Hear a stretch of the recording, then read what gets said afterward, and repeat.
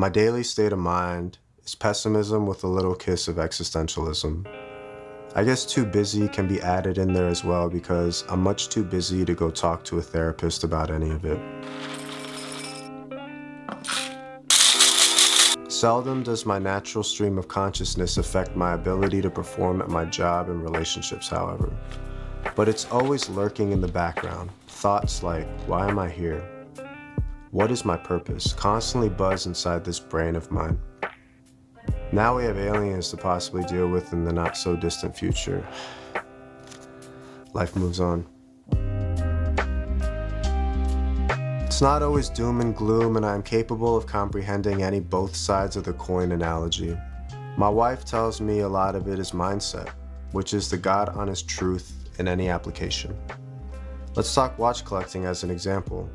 It gets real depressing if all you look at are Rollies, Pateks, and APs, especially if you're a creative freelance professional like myself with a mortgage, bills, regular life expenses. That list unfortunately goes on. On the topic of existentialism, I once walked into a mayor's boutique and the 80 in there didn't even acknowledge my existence. He didn't even say hello or greet me.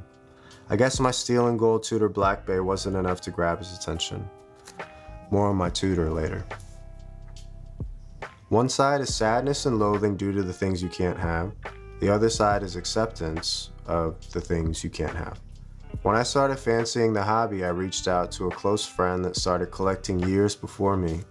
His taste is expensive, and I have a deep admiration for his ever-expanding collection of Swiss bangers. His advice to me was, But then it really did teach me a lesson of like, know what you truly want, do the research, and the one time you make that decision to buy something, it'll mean that much more to you, you know? And just like any decision in life, whether it be relationship or a watch or a materialistic thing or anything like that, something that truly talks to you and something that truly means something to you, it's worth more in the long run than just getting something quick, but you know? what if the watch you want is a Rolex sub reference 116610LV, aka the Hulk? Like, I did the math, and for me to save up for that, putting a reasonable my wife won't divorce me amount away every month would take me about 4 years. And by the time I saved enough to actually buy it, the price on that thing could probably go up another Honda Civic or so. So, life moves on again. Going back to that acceptance, other side of the coin thing, yes. Acceptance of the things you can't have, that would have left my wrist naked for a minimum 4 years, but what about the acceptance of the things you can have right now? Let me preface everything by saying there's no wrong way to go about your journey. For my more disciplined homies, yes. Save the money and work hard for that one piece like Luffy searching for that rarest of the rare reference number Swiss banger. I realize that I am and always have been the enjoy the ride type of person. I'm all about variety and getting sidetracked daily. I wouldn't call it ADHD, maybe more of an ever-expanding interest in a lot of things all the time. I think I like distractions because it eases my constant pessimism and existentialism. One of the first watches I ever owned in high school was a Seiko. I'm definitely no stranger to the Japanese powerhouse and have honestly always been a fan since day one. So finding my own affordable version of the Hulk, or Fulk, as I like to call it if you will, was an excellent distraction and helped open my eyes to a whole world of watch culture. Learning about the 5KX or SRPD helped me discover the crazy SKX culture. I learned about modding, and honestly some of these mods that I see out here are so nice. For a while I stopped caring about Rolex altogether. The SKX. There you go. This is SKX007, so it's the black dial version. Move it back just a hair, move it back. There you go, right there, boom. No, a little bit forward. Yeah, there you go, boom. This is the black dial variant. I think this is the made in Japan version. Alright, so this this one, there you go. This one is pretty cool. So I took the SKX body and then put on a SKX 171 dial. If you look carefully, you'll notice this one has a applied indices rather than painted. And then I swapped out the movement for the hacking one. Is it NH35, I think? And that's pretty cool.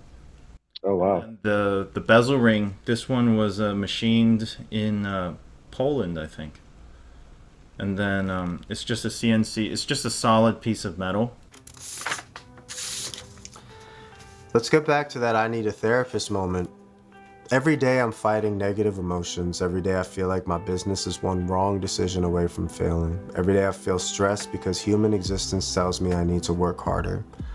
Every day I feel like I'm slowing down while the rest of the world is speeding up. Every day is getting more and more expensive. But what if every day could just be simple? What if every day could be valuable and affordable? What if every day could be not chasing, but embracing? What if every day could be loving where you're at that exact moment? Are you listening? What?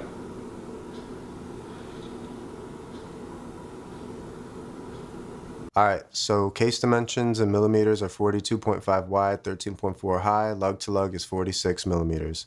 The lug width is 22 millimeters. This watch wears much smaller on wrist than its 42.5 millimeter diameter suggests because of the smaller lug to lug.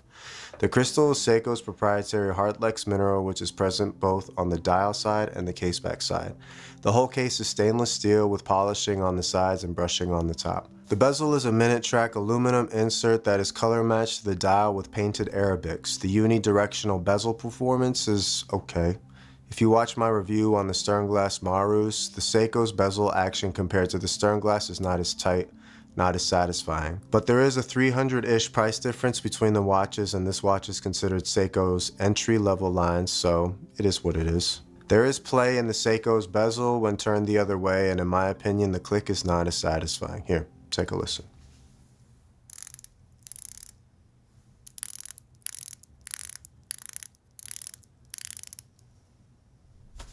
The 5KX bezel edge is polished with a nice grippy texture. It's easy to grip and turn. The 5KX line features the 4R36 movement, which, in my opinion, is this watch's best feature. When comparing the 5KX to its older brother SKX, the movement is probably the only feature most enthusiasts would say is better than its big brother counterpart. The 4R36 is a hacking, hand-winding, 24 joule, 3 Hz movement with a 40-hour power reserve. It has proven its reliability over and over again, at least to me. There was a time in my life where this watch was my daily, and it has experienced every use case and still beats still fairly accurate. I tested the accuracy a few days ago, and after a full day wear, this watch was plus 9 seconds ahead of perfect time. The next day I set the time and let it sit in my watch box, and it was minus 29 seconds behind perfect time. In my experience, and I think with most automatic watches, the movements are more accurate when they stay wound up and worn, unless the watch experiences some form of huge shock, being dropped, banged up, something, etc. The 5KX is directly inspired from the SKX. Safe to say that this dial is retro-inspired.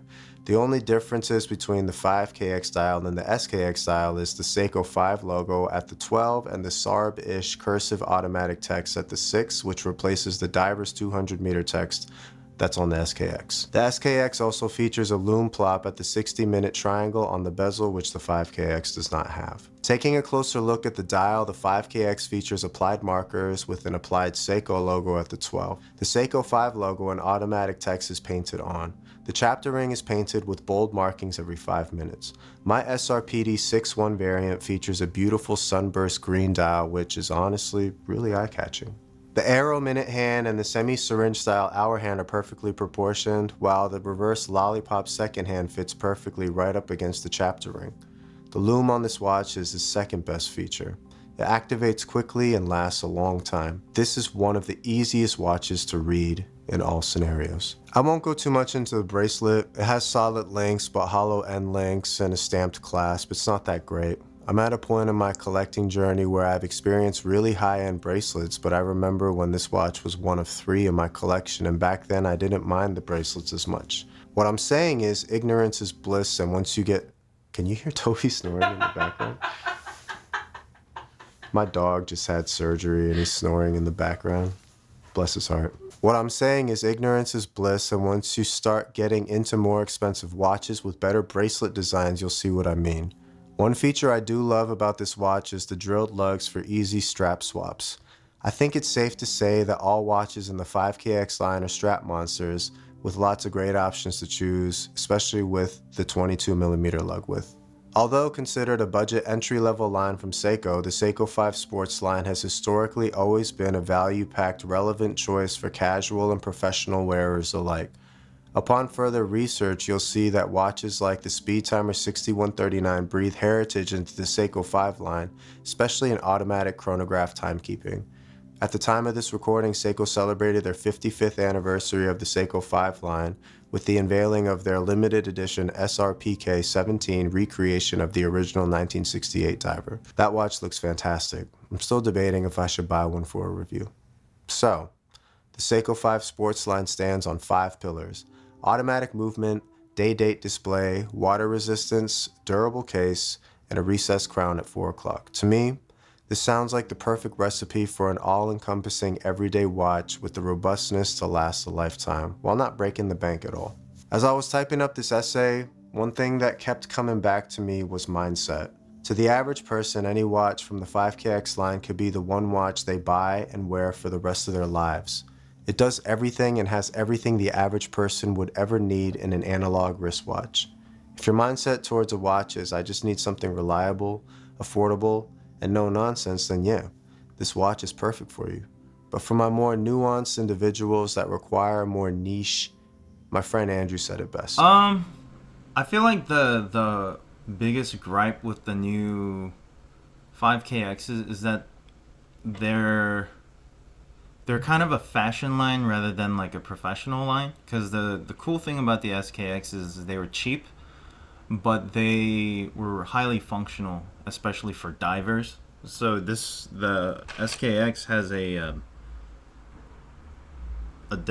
diver depth of 200 meters And it's a screw down crown, right? because of the screw down crown, and everything's been like greased and gasketed so that it's waterproof.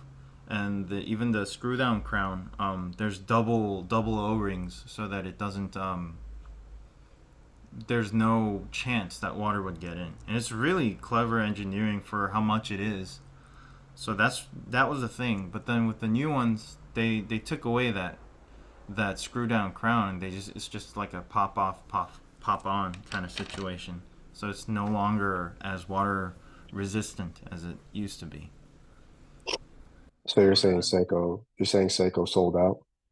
Oh, I started this essay with the intention of promoting this watch as the value king, no nonsense, everyday piece, which it is, but not for me anymore. My mindset towards collecting and growing my collection continues to evolve, and it's not that I dislike this watch, it's just my standards for the features I want in watches have changed. And I'll go over that when I check back in next time.